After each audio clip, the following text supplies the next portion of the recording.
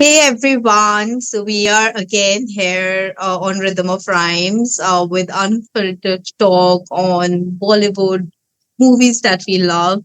And आज हम जा रहे हैं थोड़ा सा पीछे. हमने सोचा let's start a series on Angry Young Man जो कि बॉलीवुड में एक काफी टाइम से चला आ रहा है. मतलब we have seen so many heroes play angry young man और काइंड ऑफ उन्होंने सोसाइटी के अगेंस्ट खड़े होके दिखाया.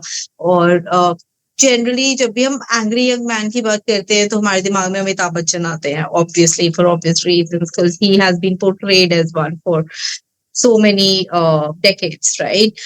But I think हमने ये सोचा कि let's go a little, हम थोड़ा सा पीछे जाके देखेंगे कि क्या एक्चुअली में अमिताभ बच्चन ही थे जिन्होंने एंग्री यंग मैन का एक कहते हैं ना एक ट्रेंड, या फिर उन्हीं को बोलना चाहिए कि उनसे पहले भी कोई था जिनको हम बोल सकते हैं कि अमिताभ बच्चन से पहले भी there have been movies or there have been actors who have portrayed this role pretty well, but उनके बारे में इतनी बात नहीं की जाती है. उनको एज एंग्री यंग मैन का टाइटल नहीं दिया जाता because probably there were many other shades to them, to their characters.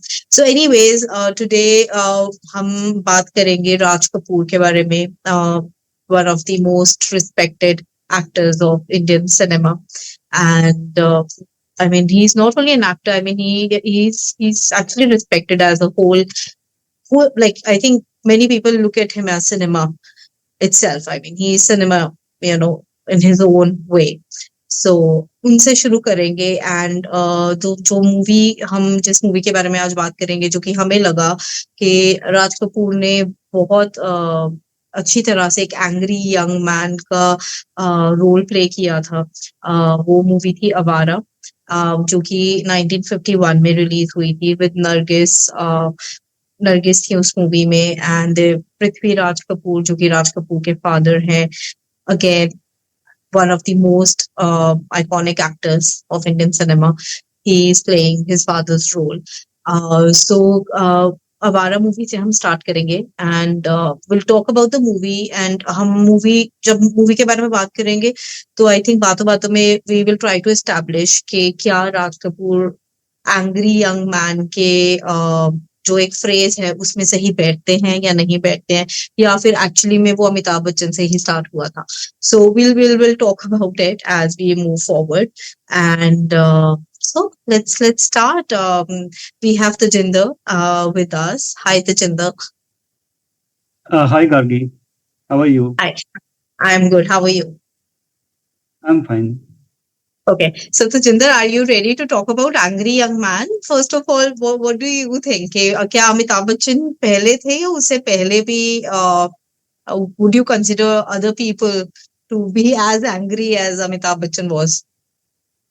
तो ये सीरीज जब हम डिस्कशन भी कर रहे थे, हमारा मेन मकसद ही यही था कि वो जो एक 73 का एक मूवमेंट, जो वो मोस्ट टॉक्ड अबाउट मूवमेंट है, कि क्या वही स्टार्टिंग पॉइंट है एंग्री यंग मैन के लिए. अगर हम लिटरेचर में देखें जहाँ से ये टर्म आई है, तो 1950 से टर्म आई थी ये. और उस डेकेड में सेकेंड वर्ल्ड वॉर के बाद ब्रिटेन में और कुछ राइटर्स थे जिनके ग्रुप को एंग्री यंग मैन कहते थे, और उनके जो करेक्टर्स थे उनके प्लेज में या नॉवेल्स में, वो भी एंग्री यंग मैन थे. और वो मिडिल या लोअर मिडिल क्लास सोसाइटी से राइटर्स थे, और उनके कैरेक्टर्स भी लगभग इसी सेक्शन से थे. और उनमें डिसइल्यूजनमेंट बहुत ज्यादा थी, क्योंकि जो वेलफेयर स्टेट थी वो अपने जो काम थे, जो वादे थे, वो उसको पूरा नहीं कर पा रही थी. और हम्म 51 में कुछ लोगों को लग सकता है कि वो बहुत जल्दी हो गया है, कि इतनी जल्दी फ्रस्ट्रेशन कैसे आ गई लोगों में या किसी करेक्टर में, कि हम वो कहना शुरू कर दें, क्योंकि वो 25 साल का जो एक पीरियड माना जाता है कि महंगाई हो गई थी, बेरोजगारी बहुत थी, इसलिए Amitabh Bachchan emerged as an angry young man. पर वो Yeah. उसके पीछे देखें तो सोसाइटी हमारी बिल्कुल ये नहीं है कि बहुत बुरे तरीके से चेंज हो गई है. जब पहले बहुत अच्छा था, कि उसके लिए हम मान के कई बार चलते हैं कि कोई गोल्डन पास था जिससे हम गिरते गिरते गिरते 73 में पहुंचे. तो अगर हम कैरेक्टर्स को देखें, इनमें फ्रस्ट्रेशन है, रिबेलियन है अथॉरिटी के अगेंस्ट, और एलिट्स के खिलाफ उनके अगेंस्ट रिजेंटमेंट है, और रेस्टलेसनेस बहुत ज्यादा है. और वॉलेटिलिटी बिहेवियर में बहुत ज्यादा। और जैसे जैसे हम डिस्कस करेंगे हमें वो राज कपूर के कैरेक्टर में और दूसरे कैरेक्टर्स में भी वो ट्रेड्स दिखेंगे। और कई हम पैरेलल्स भी देख पाएंगे कि जैसे अमिताभ बच्चन की मूवी, एक मूवी हम डिस्कस करेंगे इसमें, कि वो पैरेलल यहाँ से लिया हुआ हो सकता है। तो वो हम बात कर सकते हैं आगे। पहले आप एक बार थोड़ा सा इसके प्लॉट के बारे में, Yeah, स्टार्टिंग के बारे में sure. बता दीजिए। Yeah, I think it will be a good space to start with. We can मतलब हम start करते हैं आवारा मूवी के बारे में, क्योंकि we don't know 1951 की मूवी है। मैंने खुद अभी देखी है एंड वी डोंट नो कि कितने हमारे व्यूअर्स, जो कि obviously we have new generation, old generation ने तो देखी होगी बट शायद काफियों ने नहीं देखी होगी। But honestly I was pleasantly surprised इस मूवी को देख के, क्योंकि आज तो सोशल मीडिया का मतलब है, मतलब it's all about reels, it's all about TikTok, जहाँ पे एवरीथिंग, मतलब हर एक चीज हम 15 या 30 सेकेंड्स में अचीव करने की कोशिश करते हैं, या हमारा मतलब हम उससे ज्यादा देख भी नहीं पाते, हमारी बैंडविड्थ ही उतनी रह गई है। क्योंकि इतना स्टिमुलेशन हो चुका है। बट ऑब्वियसली अगर आप 1951 में जाओ तो उस टाइम पे तो there was really nothing. I mean cinema या radio was the only mode of entertainment. तो उस हिसाब से I think it is a very well made movie. मतलब it keeps you on your toes, even like me watching this movie in 2024। ऐसा नहीं मुझे लगा कि बहुत ही मैं बोर हो गई थी, या मतलब सो आई एम जस्ट थिंकिंग कि 1951 में जिन लोगों ने, या फॉर नेक्स्ट 3-4 ईयर्स, मतलब 1951 से लेकर 55-60 तक जितने भी लोगों ने ये मूवी देखी होगी, उनके लिए it was quite a stimulation. मतलब it must have been quite a stimulation. So in that way it's a very well made movie. काफी अच्छी मूवी बनाई गई है। Direction is really good. I mean the sets, obviously RK studio के famous sets have been used in this movie which are amazing. एक इस मूवी में ड्रीम सीक्वेंस है सॉन्ग का। I would request everyone to go and watch that, क्योंकि 1951 में वो achieve करना is amazing. Anyways, coming back to the plot of the movie. So the movie starts with Raghunath, who is an advocate, जो कि पृथ्वीराज कपूर ने play किया है। He's an advocate and he marries a widow. वो एक window से शादी करते हैं एंड उनका अल्टीमेट एम है कि वो पहले मतलब एडवोकेट से मैजिस्ट्रेट बनना चाहते हैं, उसके बाद वो जज बनना चाहते हैं। That's his life plan, that वो उनकी एस्पिरेशन है। एंड क्या कहते हैं, एनीवेज वो शादी करते हैं and they go on a trip. वो एक जगह पे जाते हैं अपनी वाइफ के साथ एक ट्रिप पर। एंड वहां पे जाके ऐसा होता है कि let me actually talk more about Raghunath first. तो रघुनाथ का कैरेक्टर बेसिकली आई थिंक बहुत ही यहाँ पे राज कपूर या जो भी डायरेक्टर मतलब मूवी के थे, मेकर्स ऑफ द मूवी, उन्होंने पोर्ट्रे किया है रघुनाथ का कैरेक्टर विच इज वेरी, मतलब वेरी सिंबॉलिकली उन्होंने राम जो है रामचंद्र जी, उनको दिखाया है। काफी ज्यादा सिमिलैरिटीज आपको दिख सकती है, like he is virtuous, morally correct all the time, है ना। एंड मतलब उस तरह से दिखाया गया, like you can easily see lot of similarities between Raghunath character and Ram's character, जो कि रामायण में दिखाया गया है। सिमिलरली अगर हम आगे वन स्टेप अहेड जाएं तो उनकी वाइफ जो है लीला, जो रघुनाथ की वाइफ है लीला आवारा मूवी में, उनका मेरे ख्याल से बहुत ज्यादा सीता की तरह दिखाया गया है। तो बड़े पैरेलल स्टोरीज मतलब लग जाती हैं। अगर आप देखेंगे आपको लगेगा कि आप मे बी आप मॉडर्न वर्जन देख रहे हो रामायण का, you would probably feel that way. So anyways होता ये है कि he is a very virtuous man, very morally correct man, but और एक फिलोसफी के साथ वो अपनी जिंदगी जीते हैं, जो कि उनका आई थिंक ट्रैजिक फ्लॉ भी है। वो फिलोसफी उनके दिमाग में मतलब बहुत ही ज्यादा घर करी हुई है, जिसके बेस पे उन्होंने अपनी पूरी लाइफ जी है, जो कि ये होती है कि डाकू का बेटा डाकू और शरीफ का बेटा शरीफ। तो वो इस बेसिस पे ही अपने आई थिंक ज्यादातर केसेस भी लड़ते हैं। इसी परसेप्शन से वो हर चीज को देखने की कोशिश करते हैं, और उनकी पूरी लाइफ इस एक लाइन के ऊपर बेस्ड है। सो इस लाइन के बेस पे एक पीछे हम अगर थोड़ा जाएं तो एक और कैरेक्टर है इस मूवी में, जग्गा नाम से, सो उनके ऊपर एक केस होता है, और जग्गा के जो फादर और ग्रैंडफादर होते हैं वो डाकू होते हैं। सो सिर्फ इसी बेसिस पे कि जग्गा के फादर और ग्रैंडफादर डाकू होते हैं, तो he makes sure, Raghunath make sure कि जग्गा गेट्स इम्प्रिजनमेंट, क्योंकि उनके दिमाग में होता है कि अगर उसके फादर और ग्रैंडफादर चोर थे तो ये भी चोर होगा। तो मेरिट्स ऑफ द केस को इतना ना देखते हुए, like he pushes him to go to the prison. So यहाँ तक बात होती है, and then obviously what happens is कि Jagga obviously feels that he is been wrong, and क्या कहते हैं, तो वो रिवेंज उनके दिमाग में आ जाता है काफी ज्यादा। तो ये थोड़ा बैक स्टोरी है। अब प्रेजेंट में आते हैं कि रघुनाथ अपनी वाइफ के साथ एक ट्रिप पे गए हैं। वहां पे जो जग्गा है वो क्या कहते हैं, जो वाइफ है लीला, रघुनाथ की वाइफ है, उनको किडनैप करवाते हैं। और वो किडनैप मतलब ही is a daku, he has a whole gang, तो उनका गैंग उनको किडनैप करता है वाइफ को। और वाइफ ऑब्वियसली उनकी काफी ज्यादा वो करती है, मतलब she tries to push him back and she tries to revolt obviously. And फिर वो बेहोश हो जाती हैं, तो उनको दिखाया जाता है कि मेडिकली उनको क्या हुआ है। तो वहां पे पता चलता है that she is carrying Raghunath child, she is pregnant. तो जब जग्गा को ये पता चलता है दैट कि वो कैरी कर रही हैं, तो वो 3-4 दिन के लिए उनका क्या कहते हैं, उनकी देखभाल की जाती है, वाइफ का टेक केयर किया जाता है। एंड व्हेन शी रिकवर्स, उनको वापस घर भेज दिया जाता है। वो वापस घर चली जाती है।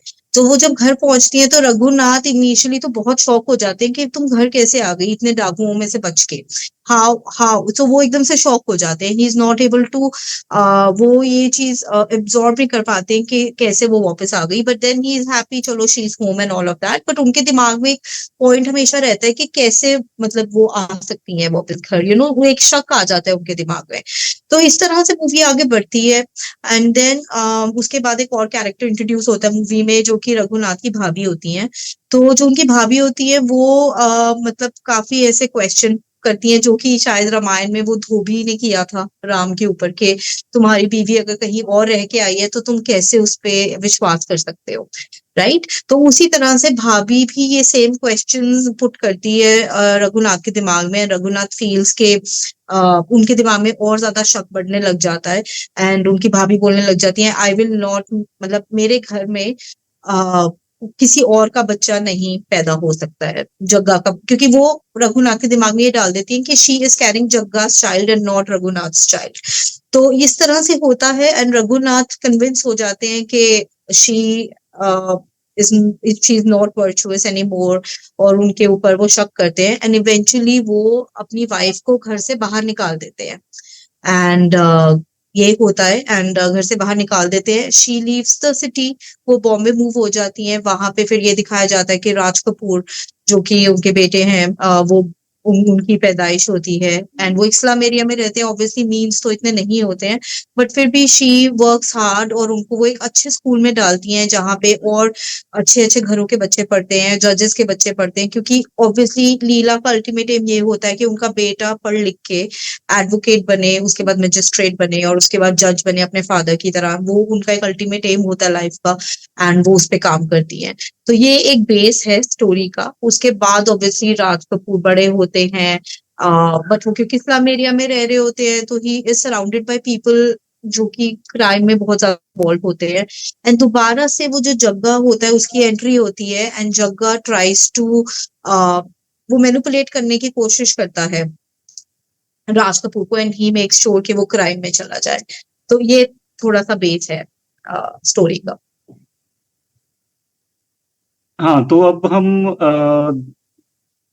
एंग्री यंग मैन ज्यादातर प्रोटैगनिस्ट को दिखाया जाता है। यहाँ पे एंटैगनिस्ट है जो अगर राम और सीता के साथ हम कंपैरिजन दिख सकता है हमारा, क्योंकि उसमें गाना भी आता है। तो वो बिल्कुल रेफरेंस हम अपनी तरफ से नहीं डाल रहे, वो साफ दिख जाता है। तो जो जग्गा है, जो के एन सिंह प्ले कर रहे हैं रोल, वो लगभग पूरी तरीके से रावण की तरह एक्ट करते हैं।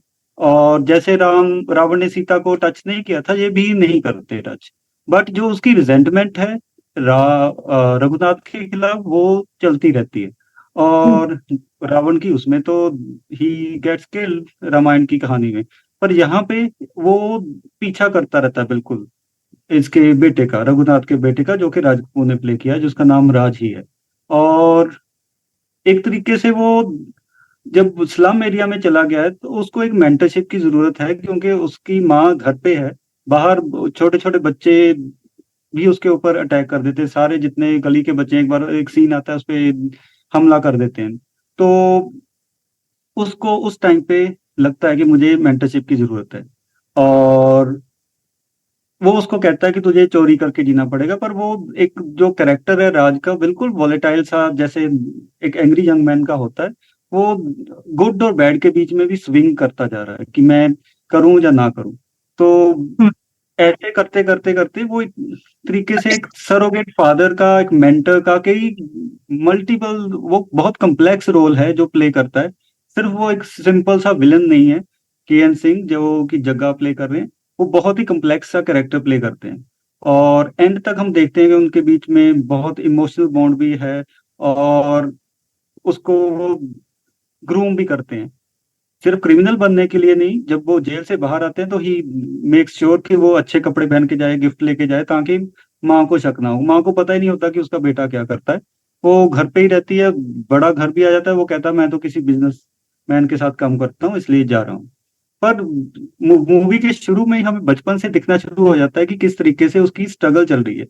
जो बचपन का रोल शशि कपूर ने प्ले किया है, तो बहुत बड़े स्कूल में एक टाइम आता है कि वो अफोर्ड नहीं कर पाती क्योंकि वो बीमार हो जाती है, तो वो फीस देने के लिए, वो फीस इकट्ठा करने के लिए वो काम करना शुरू कर देता है, बूट पॉलिश करने का काम। स्कूल से उसको निकाल दिया जाता है। फिल्म में हमें बताया नहीं गया कि क्यों निकालते हैं, पर जिस सीन में उसको निकाला जाता है, वो अपना वो स्कूल बैग के साथ वो वाला बैग भी लेके आता है जिसमें उसका पॉलिश का सामान होता है।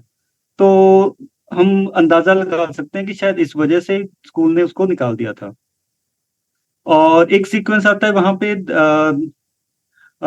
मूवी में, जब उसको, वो लेटर पार्ट में आता है, जब वो अच्छा आदमी बनना चाहता है, वो एक फैक्ट्री में काम करने लगता है। मालिक को पता चलता है कि वो चोर है। तो तो वो, उसका अंदाजा हम लगा सकते हैं कि गेट के बाहर कि एन सिंह का जगह का बंदा खड़ा है, शायद उसने बताया हो। पर जो मालिक उसको कहता है कि हम चोरों को काम पे नहीं रखते, वहां पे जो रिजेंटमेंट है, उसकी फ्रस्ट्रेशन है, वो बाहर आती है। सार्केज्म भी बाहर आता है, जैसे एक एंग्री यंग मैन का होता है। और वो कहता है कि अगर आप चोर चक्कों को काम पर नहीं रखना चाहते, तो क्या आप चाहते हैं कि वो हमेशा चोरी कर डाके डाल के ही अपना पेट पालें? इसका जवाब तो नहीं है, तो वो तो गुस्से में तो चिल्लाएगा कि चला जा। पर वो जो कैरेक्टर की इंटरनल रिजेंटमेंट है उस सोसाइटी के लिए, जिसमें वो बिल्कुल सुधरने के बाद एक मौका चाहता है, बिल्कुल बेसिक लेवल पे एक मजदूरी का काम कर रहा है, वो भी उसको एंट्री नहीं मिल रही किसी भी पॉइंट पे। तो जो जग्गा कई बार कहता है कि वो और कुछ नहीं कर सकता, चोरी के बिना उसके पास और कोई चारा ही नहीं है, वो इस जिस जगह में फंस गया उससे बाहर निकल ही नहीं सकता। वो भी फंसा होता है उसमें, वो एक लिए, इसलिए एक रिवेंज भी है कि उसने बदला लेना है। वो दोनों स्ट्रेन उसके साथ चलते हैं। वो एक तरीके से ड्यूअल एक्ट प्ले कर रहा है, वो उससे इमोशनली अटैच भी है, पर उसके बाप से बदला भी लेना है। बहुत ही कम्प्लेक्स सा कैरेक्टर हमें दिखता है। और हम्म। एक वायलेंस का था एक्ट, दो बार उसको जंगली बोला जाता है। और यस। और गार्गी का रिएक्शन, पहली बार जब वो नरगिस को उसे जंगली बोलती है, तो उस रिएक्शन से गार्गी का बिल्कुल इंटरप्रिटेशन ऑपोजिट था, क्योंकि हम दोनों पहली बार यस। मूवी देखी। तो यस। लगभग हमें लग रहा था कि वो क्या था, वो गार्गी हमें ज्यादा बता सकती है अच्छे से। या मतलब तो जो फर्स्ट टाइम वो क्या होता है कि they both are actually hanging out together, Raj Kapoor और Nargis, there is a song, एक सॉन्ग खत्म होता है, they having a good time, एक सॉन्ग खत्म होता है और वो मजाक मजाक में नरगिस राज कपूर को जंगली बोल देती है, बट वो एक वर्ड राज कपूर को एकदम से इतना ट्रिगर करता है और वो बोलता है कि अच्छा तुम्हें लगता है मैं जंगली हूँ, मैं गवार हूँ, एंड वो एकदम से उनका गला पकड़ लेता है नरगिस का और देन उनको कम से कम 2 या 3 स्लैप करके उनको नीचे गिरा देता है। एंड जब वो मैंने वो सीन देखा, I was really taken aback because मैं ये सीन बिल्कुल एक्सपेक्ट नहीं कर रही थी कि राज कपूर क्योंकि एक बहुत ही highly respected, obviously he is an actor, he as I said he is a cinema in himself, तो मैं एक्सपेक्ट नहीं कर रही थी कि ये दिखाया जाएगा मूवी में या ऐसा कुछ होगा, तो obviously I was taken aback. And दूसरे ही सीन में वो उनको मार के नीचे गिराते हैं और नरगिस दूसरे ही सीन में उनके पैरों को छूती है और बोलती है कि आप मुझे और मारो, आप मारना चाहते हो तो मुझे और मारो। तो ये सारा कुछ ही obviously being a female it just hits very hard, मतलब वो मेरे को काफी ज्यादा हिट हार्ड हुआ। एंड उस सीन को लेके I was like no, this is really wrong, and मैंने वो एक्चुअली अपने इंस्टाग्राम पे शेयर भी किया था, I shared the story and there were lot of reaction, similar reactions, जो कि मेरा रिएक्शन था वैसे सबके रिएक्शन थे कि भाई ये क्या है, देयर वाज नो फिल्टर। या मुझे ऐसा रिप्लाई आया कि उस टाइम के जो मेन थे उनका रियल चेहरा दिखाया जा रहा है, ऐसे ऐसे मुझे काफी रिप्लाईज और रिएक्शंस आए। बट देन जैसे जैसे मूवी आगे बढ़ती है, एक्चुअली ये जो सीन है इट स्टार्ट्स मेकिंग सेंस, क्योंकि आगे जब मूवी बढ़ती है तो एक और जगह पे भी उनको जंगली बोला जाता है और कोई और बोलता है, तो तब भी उनका रिएक्शन सिमिलर होता है। तो वहां पे आपको ये समझ आ जाता है कि जो मेकर्स है उन्होंने ये बहुत क्लियर किया, it was not against a female, it was not against a gender, it was not against a wife और a girlfriend, but it was against any person that calls him जंगली, क्योंकि वो उनका एक ट्रिगर पॉइंट है, जंगली। अगर उनको कोई जंगली बोले या गवार बोले या आवारा बोले, वहीं पे like it really hits him hard. So वो जो उनको नरगिस को या अपनी गर्लफ्रेंड को वो जो मारते हैं, तो ऑब्वियसली ऑन द फेस तो यही लगता है कि वो अपनी, क्योंकि वो लड़की है या गर्लफ्रेंड है तो वो उनका कंट्रोल है उसके ऊपर तो मार रहे हैं, बट नहीं, एक्चुअली आप मूवी में आगे बढ़ते हो तो आप देख पाते हैं कि that's not the case. In fact मतलब it is totally opposite, it is he is just, मतलब उनका जो वो उनका एक मतलब मैं तो उनका कहूंगी एक बहुत ही मैकेनिकल रिएक्शन है। मतलब मुझे लगता है वो उनका आउट ऑफ कंट्रोल है, it's a very physical reaction जो कि वो नरगिस को भी देते हैं और बाद में एक और जो उनको जंगली बुलाते हैं तो उनको भी देते हैं। तो मेरा फिर बाद में जब मूवी जैसे आगे बढ़ी तो मेरा कंप्लीटली वो चेंज हो गया था। और आई थिंक दूसरा I would say why Nargis goes to him and tells him कि भाई मुझे आप और मारो, क्योंकि Nargis really understands this person very well. मतलब नरगिस कंप्लीटली उनको एज अ होल समझती है, she doesn't look at him from one part.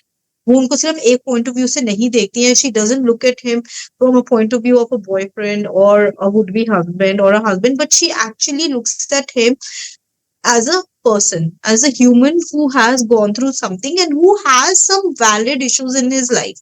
उनके बहुत ही valid traumatic issues हैं, एंड नरगिस उनको बहुत ही मेच्योरली देखती है, समझती है और उनके ऊपर काम साइलेंटली करती रहती है through out the movie. And I think Nargis ने जो कैरेक्टर प्ले किया वो कैरेक्टर ही है जिसकी वजह से Raj Kapoor wants to get better, wants to reform and wants to be on the righteous path, you know. So yeah. हाँ, तो दूसरा जो इंसिडेंट होता है उस पे मैं थोड़ा सा बात करना चाहूंगा। और जैसे मैंने पहले कहा था, किसी एक मूवी का हमें पैरेलल भी दिखेगा इसमें। तो Yeah. पहले एक बात ये है कि जंगली होने का मतलब क्या है, सिविलाइज्ड और वाइल्ड। जहाँ शहर और जंगल, उसको एंट्री कहाँ चाहिए सोसाइटी में, अपर सेक्शन ऑफ सोसाइटी में। जब उसको जंगली बोल दिया जाता है, एक तरीके से उसको रिजेक्ट कर दिया जाता है। तो वो Yeah. जो उसका एस्पिरेशन है वो बिल्कुल वही खत्म हो जाता है। तो उसको जो उसकी स्ट्रगल है उसको पूरी तरीके से डिसऑन कर दिया जाता है, इस तरीके के, you do not deserve to be with us. दूसरा जो इंसिडेंट है जहाँ पे जंगली एक अननोन बंदा बोलता है, वहां पे है कि वो बिल्कुल लेटर पार्ट ऑफ मूवी में आता है कि वो बिल्कुल उसके पास काम से भी निकाल दिया गया है उसको, और वो इमोशनली भी बहुत डाउन है। एक लाइट पोस्ट के भी नीचे बैठा हुआ है, जहां वो पहले बचपन में भी एक बार बैठा था, जब पहली बार उसके पास जग्गा आता है। तो एक डॉग आता है उसके पास, और बिल्कुल उसके पास आके बिल्कुल प्यार से पूछ हिलाते हुए आता है, और उसको कहता है कि उसके साथ डायलॉग है उसका, जैसे हमें पहले दिखेगा इसका लवारिस फिल्म में। तो बहुत सारे पैरेलल्स हैं उसमें भी, डिसऑन कर देता है जब बच्चे को पता नहीं कि मेरा पिता कौन है। तो यहाँ पे वो कहता है कि तू भी आवारा है, मैं भी आवारा हूँ। तू भी बेनाम है, मैं भी बेनाम हूँ। और तू भी बेघर है, मैं भी बेघर हूँ। और मेरी तरह तू भी प्यार का भूखा है। फर्क फर्क सिर्फ इतना है कि तू इन जानवर है और मैं इंसान हूँ। पर मेरे पास तुझे देने के लिए कुछ नहीं है, बस प्यार है, और मैं तुझे प्यार ही दे सकता हूँ। और उसी टाइम पे एक इंडिविजुअल निकलता है, और वो निकलते निकलते उसका पैर लग जाता है, वो कुत्ता चिल्लाने लगता है, ये कहता है कि देख के नहीं चल सकते। वो बंदा इसको फिर बोलता है जंगली। उस टाइम पे सिमिलर रिएक्शन आता है, इसका गला ही दबा देता है बंदे का। एंड देन वो इमेज आती है दोबारा, कि हमें पता चलता है कि ये इसकी जो रिडेम्पशन है वो कैसे पॉसिबल होगी। वो वहां से ही है कि इमेज उसके दिमाग में वही फोटो की आती है उसकी, नरगिस की, जो बचपन में इसने घर पे रखी थी। तो वहां से हमें भी आइडिया होना शुरू हो जाता है कि ये जो पहले वाला सीन था उसका क्या मतलब था। तो हम टाइम में बैक जाके उसको समझ पाए कि जब उसको मारा था तो उसने उसको क्यों अपोज नहीं किया। क्योंकि वो धीरे धीरे हमें एक लॉ की पढ़ाई कर रही है, इतना पता था। वो मॉडर्न है, मॉडर्न कपड़े भी पहन रही है, और एकदम ऐसा सीन आ गया था। पर धीरे धीरे उसका कैरेक्टर और स्ट्रॉन्ग होता जाता है। हमें फिर रियलाइज होता है कि हमने क्या मिस किया था, जहाँ डायरेक्टर ने हमसे क्या छुपा के रखा था, एक शॉक वैल्यू के लिए भी, और एक हमारी भी जर्नी है उसको समझने की कि वो किस तरीके से प्लॉट आगे चलेगा।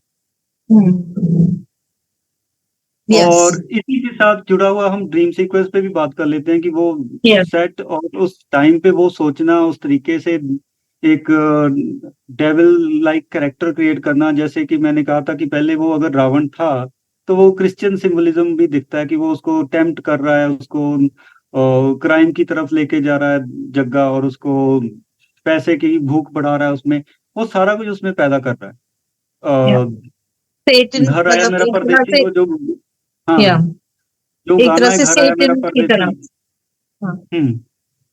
और जो सॉन्ग है घर आया मेरा परदेसी, वो बहुत फेमस सॉन्ग है। उसकी जब वीडियो या देखते हैं बिल्कुल अलग तरीके से समझ आता है कि वो उसमें क्या चल रहा है। और वो उसको एग्जैक्टली। एकदम लेके जाने की कोशिश करती है। सारे मूर्तियों के, भगवान की मूर्तियों के सिंबल भी आते हैं, एंड में शिव भी आते हैं। तो एकदम वो सामने आ जाता है, और वो बहुत बड़ा, मतलब एक बहुत ही बड़ा सुपर ह्यूमन फिगर बन के उनके ऊपर आ जाता है, और एक चाकू लेके उसके ऊपर अटैक करने की कोशिश करता है वो। पर वो ड्रीम में है, उससे चिल्लाते हुए वो बाहर निकलता है। और ड्रीम में भी वो उसको लेके जा रही है, अगर अपने साथ उसके हेल वाली पोजीशन से, जहाँ जिस जगह पे वो है, जिससे वो अपने आप बाहर नहीं निकल पा रहा। तो जो ड्रीम से बाहर निकलता है तो वो अपनी मदर की तरफ जाता है। और ये पॉइंट है जब वो कहता है कि मैं सब कुछ छोड़ दूंगा, मैं ईमानदारी से काम करूंगा, हम वही घर पे रहेंगे, झोंपड़ी में जाके रह लेंगे, मैं सारा कुछ मेहनत करूंगा, मैं अच्छा बनना चाहता हूँ। वो बार बार बोलता है मैं अच्छा बनना चाहता हूँ। और ये मैं एक चीज ऐड करना अभी, चाहती हूँ, ये ड्रीम हाँ जी, सीक्वेंस में और ये जो सॉन्ग है घर आया मेरा परदेसी, हमने इतनी बार गाना सुना है, बट ऑनेस्टली मेरा टेक अवे ये ड्रीम सीक्वेंस और इस गाने से ये था। क्योंकि पहले जब गाना ये स्टार्ट होता है, जैसे आपने बताया कि काफी ज्यादा क्रिश्चियन सिंबलिज्म भी यूज हुआ है कि मतलब एक तरह सा डेविलिश सा दिखाया गया है और ग्रीड दिखाई गई है। और उसके बाद एकदम से सेट चेंज होता है और शिव जी की मूर्ति है और मतलब इस तरह का है, और गाना पीछे से चलते घर आया मेरा परदेसी। तो आई थिंक ये बहुत एक ट्रांजिशन दिखाई है कि पहले वो वहां पे थे और उसके बाद घर आया परदेसी। For me it felt like के Nargis is calling him on the good side of life.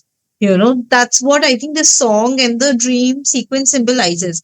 क्योंकि उसके बाद वो जब ड्रीम से उठते हैं तो एकदम से उनका फर्स्ट रिएक्शन ये होता है कि मैं बुरी चीजों को नहीं करना चाहता हूँ, मैं अच्छे रास्ते पे चलना चाहता हूँ। तो I think for me the whole song was about his personal transition. उनकी वो पर्सनल ट्रांजिशन थी उस ड्रीम सीक्वेंस में जो दिखाई गई थी, with obviously Nargis being the soul, मतलब centre point of all of it. हाँ, उसकी रियलाइजेशन ही है, पर वो उसकी जर्नी हमें समझ आता है धीरे धीरे कि इतनी आसान नहीं है कि मतलब वो नहीं। उसको लेके आएगी और वो चला जाएगा। ऐसे नहीं या होगा। क्योंकि जब वो जग्गा की इमेज आती है इतनी स्ट्रांग, तो हमें धीरे धीरे स्टोरी अब आगे चलती करने के बाद हमें समझ आता है कि वो इतनी जल्दी से उसका पीछा छोड़ने वाले नहीं है, जो उसका पास्ट है, जहाँ क्राइम की लाइफ है।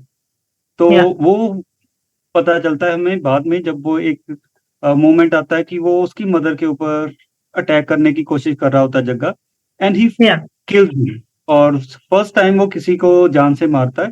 और वो कहता है कि उसको मारते मारते माँ उसको रोकने की कोशिश करती है कि नहीं, कहता ये मेरे पापों की सजा है, जो मैं ऐसे ही बच सकता हूँ, इस चीज से निकलने का मेरे लिए यही तरीका है। और उसको मारना सिर्फ उस ह्यूमन को मारना नहीं, उस अपने अंदर की बुराई को भी शायद वो उस तरीके से ही मार पा रहा है। और फिर भी वो स्विंग करता रहता है बैड और गुड में, क्योंकि उसके अंदर पहचान पूरी तरीके से कर नहीं पा रहा। वो उसकी फॉग्ड सी थिंकिंग हो रही है कि अच्छा क्या है बुरा क्या है। अच्छा करने भी जाता है तो नौकरी करने जाता है, और उसके लिए गिफ्ट लेना है, बचपन से उसका है कि मैंने रीता को एक गिफ्ट देना है उसके बर्थडे पे। और उसके लिए जॉब भी करता है, जॉब चली जाती है तो फिर उसको चोरी करनी पड़ती है, या और फिर चोरी करके उसको हार देना पड़ता है। तो और वो चोरी उस, भी वो मतलब किन से करता है? अपने खुद के फादर से चोरी करके देता है। हाँ, जो कि उसके लिए गार्डियन थे, और रीता के, नरगिस के, क्योंकि उसके उनके दोस्त की बेटी थी रीता, और उनके मरने के बाद वो उनके साथ रह रही थी। और ये सारा कुछ इतना कॉम्प्लेक्स होता जाता है कि वो निकलेगा कैसे उसमें से। हर बार वो निकलने की कोशिश करता है और कुछ ना कुछ और हो जाता है। और एक मोमेंट आता है कि जज की गाड़ी से ही उसकी मदर का एक्सीडेंट हो जाता है। और जब उसे पता चलता है उसका फिर गुस्सा आने लगता है। जब इसका केस चल रहा होता है जग्गा का, कि वो नरगिस उसको बचाने की कोशिश कर रही है, वो लॉयर है पर वो कोर्ट में नहीं आती। स्टार्टिंग में हमें लगता है, पता चल जाता है कि वो लॉयर भी है। तो इतनी स्ट्रॉन्ग उसकी आर्गुमेंट हमें स्टार्टिंग में दिख जाती है। इसीलिए वो थप्पड़ वाले सीक्वेंस में हमें लगा था कि ये ऐसे कैसे हो सकता है, कि ये तो Yeah. मतलब बिल्कुल वो एक कंटिन्यूटी में कैरेक्टर ही नहीं चल रहा। पर Yeah. धीरे धीरे हमें समझ आता है कि वो उस पॉइंट तक भी कैसे पहुंची, क्योंकि वो सारी फ्लैशबैक में ही चल रही है मूवी। और जब वो मार देता है उसको, उसके बाद जब इसकी मदर की डेथ होती है, तो वहां पे जिसका इसका अपना स्टोरी का थोड़ा सा हमें क्लोजर दिखता है, जगन्नाथ का, रघुनाथ का और उसकी वाइफ का, जो हमने Yes. समझा था कि वो अपनी। वो दो वर्ड्स बोलते हैं हॉस्पिटल में आके रघुनाथ। हाँ, क्योंकि उसकी आंखों में पट्टी बंधी हुई है, उसको नहीं पता। ये हाँ। अपने बेटे को तो बता देती तुम्हारे फादर हैं। तो वो तो हम्म। एक जनरली बोलता, क्योंकि उसकी उसकी गाड़ी कोई ड्राइवर चला रहा था। उसने तो बस इतना बोला, देवी मुझे क्षमा कर दो। और उस देवी और क्षमा, शायद वो यही दो शब्द सुनने के लिए उसकी जान बची हुई थी। और यस। वो वो तो लगभग उसको तो बुरा मानती ही नहीं है सारी लाइफ में।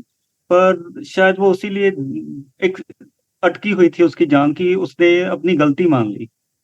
हम्म। जैसे हम कह सकते हैं कि रियलाइज करवा रही है नरगिस राज कपूर को अपने सपोर्ट के साथ। वो उससे सपोर्ट का लेवल तो उसके पास था ही नहीं, क्योंकि वो रह नहीं पाई सारी जिंदगी उसके साथ। पर फिर भी वो उस कहानी में इस तरीके से दिखाया गया कि वो शायद उसी मोमेंट के लिए थी, कि मैं ठीक हूँ, मैं पवित्र हूँ,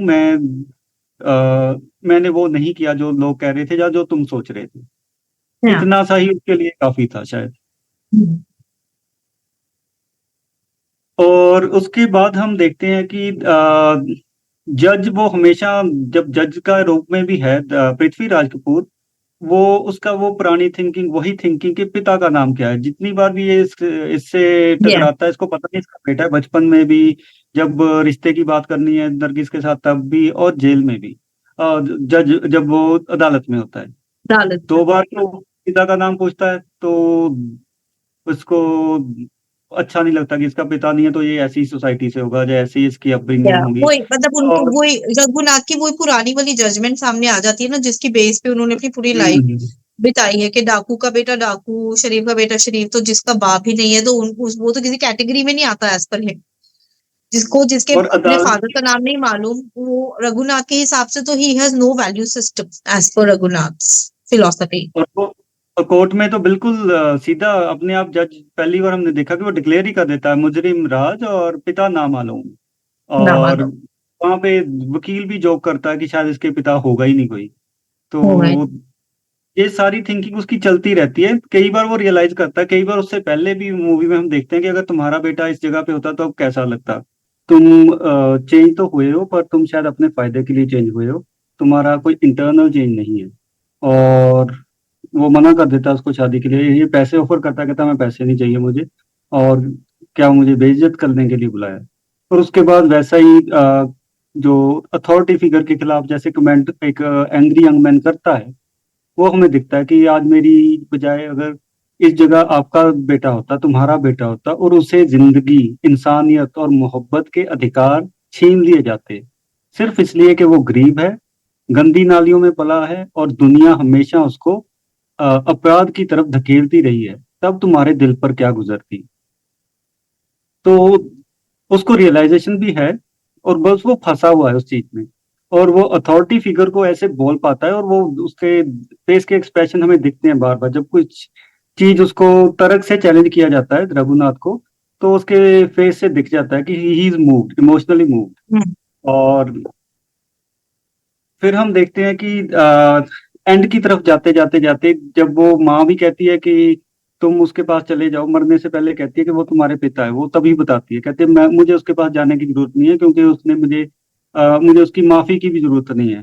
कि वो मुझे हाँ, माफ आई कर थिंक वो देगा। ये भी होता है ना कि जो राज कपूर है उनको ये भी लगता है ना कि उनकी वजह से उनकी मदर की डेथ हुई है, हाँ तो एक वो हाँ रिजेंटमेंट भी उनके दिल में रहती है काफी। हाँ, वो जेल में भी यही कहते हैं कि वो शायद अपना पोल ना खुल जाए, मेरा भांडा ना फूट जाए, इसलिए उसने मार दिया है उसको, क्योंकि वो उसके मन में अपने विचार जैसे चल रहे हैं उसको लगता है वही ठीक है, और रघुनाथ के मन में जैसे विचार चल रहे हैं उसको लगता है कि वो ठीक है। तो यही एंड में जब, क्योंकि उस टाइम पे डीएनए तो था नहीं, और जब कोर्ट रूम सीन में हम दोबारा पहुंचते हैं वो क्लाइमेक्स वाले सीन में, तो रीता या नरगिस यही कहती है कि दुनिया का कोई भी प्रूफ तुम्हें ये मानने के ऊपर तुम्हें विश्वास नहीं दिला सकता कि ये तुम्हारा बेटा है, चाहे इसकी तुम्हारी जैसी आंखें हैं, चौड़ा माथा है, जिद्दी है तुम्हारी तरह। तो वो भी एंड में यही बोलता है, और जब उसको जग्गा की माफी के लिए भी बात कर रही होती है नरगिस उससे, तब उससे भी यही कहती है कि दिल और दिमाग के बीच में, दिल और कानून के बीच में एक स्ट्रगल दिखाते हैं, और वो हम्म। कन्विंस हो जाता है कि वो अपने दिल की मान रही है, वो मान जाता है कि शायद इस बार उसने अपनी मदर के डिफेंस के लिए किया होगा, पर वो डिजर्व करता है क्योंकि उसने बाकी बहुत क्राइम किए हैं, पर फिर भी हम्म। लगभग उसको माफ करने के लिए वो तैयार हो जाता है, और उस केस में तो उसको माफी मिल जाती है। पर उसी टाइम पे राज कपूर फिर एंटर कर जाता है सीन में, उनके घर पे उसके ऊपर अटैक करने के लिए, क्योंकि उसको लगता है कि उसकी माँ को मारने के लिए वो जिम्मेदार है। फिर उसकी रघुनाथ नरगिस फिर आती है, नरगिस की फोटो फिर आती है, उसका हाथ नरगिस की फोटो में लग जाता है, और फिर वो मारने से रुक रुक जाता है। जाता है। तो जहां कहीं भी वो क्राइम की तरफ जाता है, तो कोई ना कोई मोरल फिगर, कभी माँ और कभी ये नरगिस, उसको रोक लेती है। तो ये पूरी तरीके से अनकंट्रोल्ड वायलेंस की तरफ नहीं जा रहा, मतलब बिल्कुल पूरी तरीके से जज्बातों में बह नहीं रहा। एक बार बह गया था, तो दूसरी बार जब कोई अनजान बंदा उसको जंगली कहता है तब वो रुक जाता है। अब मर्डर करने की कोशिश, अटैक करने की कोशिश करता है तब भी रुक जाता है रघुनाथ के ऊपर। जग्गा को मारना वो बिल्कुल अलग तरीके से हम उसको समझ सकते हैं, क्योंकि वो उसका अपना इंटरनल डेविल, और उसका डेविल इनकारनेट वो हम उसको दिख रहा है कि बाहर की दुनिया में वो है, उस डेविल या शैतानी प्रवृत्तियों वाला, अगर हम ये टर्मिनोलॉजी यूज करना चाहते हैं तो उसको उसकी दया नहीं चाहिए अपने पिता की, उसको अपने पिता के साथ रिकनसाइल नहीं करना। जब वो एक्सेप्ट कर लेता है कि ये मेरा बेटा है, जेल में उससे मिलने भी जाता है, तब भी फादर और सन के बीच में रिकंसिलिएशन नहीं हो पाती, एंड तक नहीं हो पाती। और ऐसी एंडिंग, चाहे उनका होता है कि 3 साल की सजा ही हुई है, क्योंकि वो जज भी मान लेता है कि हाँ इसने गुस्से में आके ऐसे अटैक कर दिया था, उसका वो नहीं था, और उसकी उम्र भी कम है, तो उसको सिर्फ 3 साल की सजा देता है। पर उस टाइम पे एक स्टोरी की एंडिंग करना, वो इस तरीके से कि बीच में छोड़ दिया। उस टाइम पे ज्यादातर तो ये होता था कि पुरानी क्लासिकल बॉलीवुड मूवीज में एक रेजोल्यूशन देते थे, उन्होंने रेजोल्यूशन नहीं दिया। वो बट शायद उन्होंने एंग्री यंग मैन, बट उन्होंने एंग्री यंग ये मैन जरूर में भी जो दिखाया मूवी था थी। कि बट उन्होंने एंड में ये जरूर दिखाया था कि नरगिस उनके पास आती है और उनको बोलती है कि मैं आपका इंतजार करूंगी, और आगे से राज कपूर भी ये बोलते हैं कि मैं भी बाहर आके पढ़ना चाहता हूँ, वकील बनना चाहता हूँ, मैजिस्ट्रेट बनना चाहता हूँ। तो आई थिंक एक तरह से रेजोल्यूशन था भी। हाँ, मतलब वो एक टैंजिबल रेजोल्यूशन नहीं दिखा, बट एक माइंड में तो दोनों मैं की था। गागी मैं कह रहा हूँ फादर सन वाला रेजोल्यूशन, उनका जो ओके। कॉन्फ्लिक्ट है वो बिल्कुल एंड तक चलता रहता है। जब वो हाँ। चली भी जाती है तो लास्ट हमें दो जो सीक्वेंस में दो इंडिविजुअल दिखते हैं, एक राजपूत दिख रहा है, उसकी पीठ है, और दूसरी तरफ खड़ा है पृथ्वी राजपूत, उसकी तरफ देख रहा है। और तब वो जो आवारा हूं का लास्ट लाइंस आती हैं कि जख्मों से भरा सीना है मेरा, हंसती है मगर ये मस्त नजर, दुनिया में तेरे तीर का या तकदीर का मारा हूं। एंड तक वो उस एक तरीके से दोनों एक ट्रेजिक कैरेक्टर की तरह ही सामने आते हैं, कि वो तो ट्रेजिक है ही, हम्म। एंड जैसा उसने एक फेटल इंसिडेंट था, फेट से जुड़ा हुआ इंसिडेंट ही था रघुनाथ के लिए, तो जैसा उसकी लाइफ में ट्रेजेडी हो रही है, इसकी लाइफ में भी इस एस्पेक्ट को लेके एक ट्रेजेडी ही है, कि वो पूरी तरीके से खुशी नहीं मिल पाएगी उसको, जिस तरीके से वो लाइफ जी रहा है। तो कोई रेजोल्यूशन 100% हमें रेजोल्यूशन नहीं दे रहा, उस बजाय इसके कि वो हमें सोचने पे मजबूर कर रहा है। उसकी जो स्पीच भी है अदालत में, वो भी पूरी सोसाइटी के लिए है। वो पूरी सोसाइटी को एक मैसेज है कि गंदी नाली में, गार्बेज में और स्लम में धकेलोगे अपने बच्चों को, कैसे बचाओगे? और तुम्हें बचाना चाहिए, और मुझे अगर सजा दे भी दोगे तो उनको बचा लो, बाकी सबको बचा लो। एक मैसेज भी है, फिर भी एक तरीके से वैसा रेजोल्यूशन नहीं है कि विलन खत्म हो गया। वहां पे एक टेंजिबल विलन होता है उसमें, एंग्री यंग मैन में, वो मार दिया तो they live happily ever after. वो 70s या की मूवी में बहुत देखने को मिलेगा। दिखेगा, हाँ बिल्कुल। हैप्पीली एवर आफ्टर कोई या भी नहीं, एंड में 3 साल के लिए उसको भी वेट करना पड़ेगा, या और दोनों को वेट करना पड़ेगा मिलने के लिए भी। और फादर हम्म के साथ अभी भी अनरिजॉल्व ही इश्यूज हैं।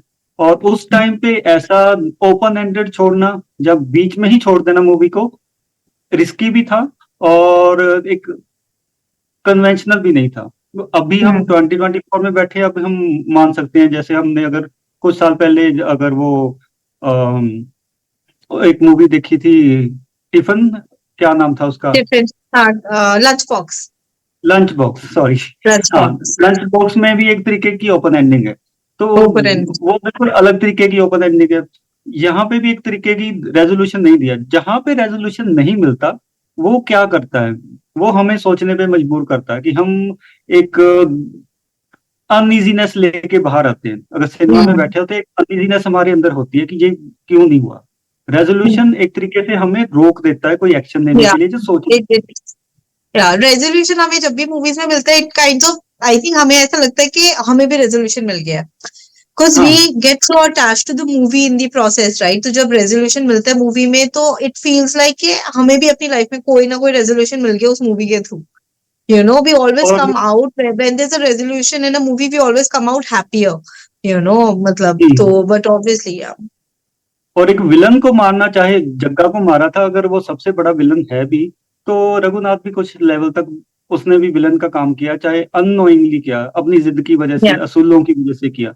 तो विलन को मारना कोई बहुत बड़ा वो नहीं था, ग्लैमराइज नहीं किया गया था उसको। Hmm. वो एंगर का दिख रहा है, वो अपने खिलाफ भी एंगर था, और उसको पता है कि उसके Hmm. मारने से मेरी अपनी भी रिडेम्पशन होनी है, मैंने इस हेल से Hmm. निकलना ही है। बिल्कुल लोएस्ट पॉइंट मेरे लिए वो है, उसको मारना।